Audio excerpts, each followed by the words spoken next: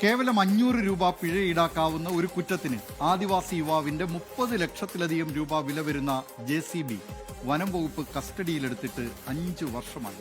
ഇടുക്കി കഞ്ഞിക്കുഴി സ്വദേശി അജീഷ് നീതി തേടി കയറിയിറങ്ങാത്ത ഓഫീസുകൾ ഇനിയില്ല.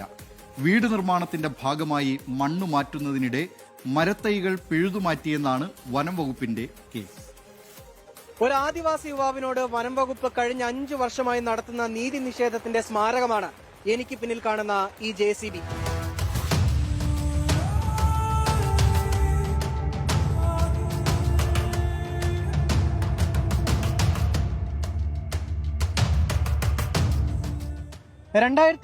ലാണ് അജീഷ് വലിയ പ്രതീക്ഷകളോടെ പുതിയൊരു JCB സ്വന്തമാക്കുന്നത്.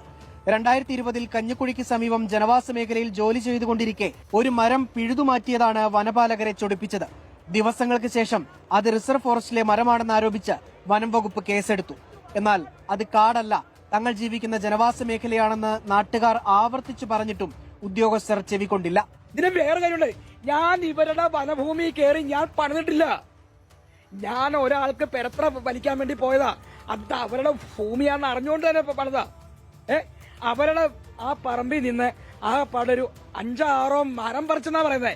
ഈ മരത്തിന്റെ വില എത്ര വരും? 500 രൂപ വരുമോ? 500 അല്ല, ഒരു എത്രയാ, ഒരു 10,000 രൂപയ്ക്ക് മണ്ടേ പോവോ? ഇതിന്റെ ആകെപ്പാട് ഇവരിട്ടേക്കുന്ന 5-6 മരത്തിന് 500 കുളുവ. ഈ 500 കുളുവായ്ക്ക് വേണ്ടിയാ 30 ലക്ഷം രൂപ വണ്ടി പിടിച്ചിട്ടേക്കുന്നത് 5 വർഷമായിട്ട്.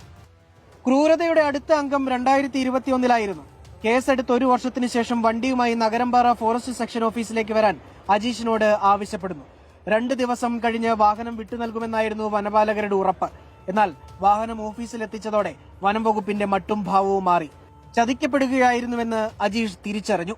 30 ലക്ഷത്തിലധികം രൂപ വില വരുന്ന ഇന്നും ബാങ്ക് ലോൺ അടച്ചുകൊണ്ടിരിക്കുന്ന ഒരു വാഹനം ഫോറസ്റ്റ് ഓഫീസിന്റെ മുറ്റത്ത് കിടന്ന് തുരുമ്പെടുത്ത് നശിക്കുകയാണ്. ആ വണ്ടി എനിക്ക് പണിയാൻ പറ്റിയില്ലെങ്കിലും ഇവിടുന്ന് എങ്ങനെയെങ്കിലും സ്റ്റാർട്ട് ചെയ്ത് എന്റെ വീടിന്റെ മുറ്റത്ത് പട്ടിയോ പൂച്ചയോ അതിന്റെ അടി കയറി കിടന്ന് ഉറങ്ങിക്കോട്ടെ. ഇവിടെ കിടന്ന് നശിക്കുന്ന കാലം ഭേദമല്ല, എന്റെ വീടിന്റെ മുറ്റത്ത് നശിക്കുന്നു.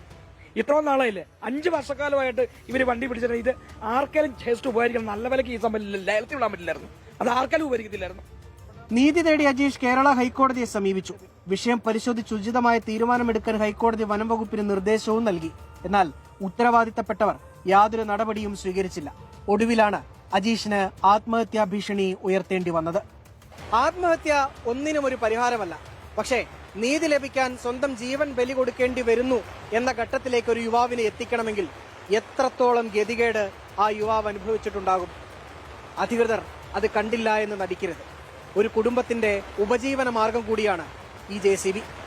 സുമിത്തിനൊപ്പം രാഹുൽ വിജയൻ, 24 ഇടുക്കി.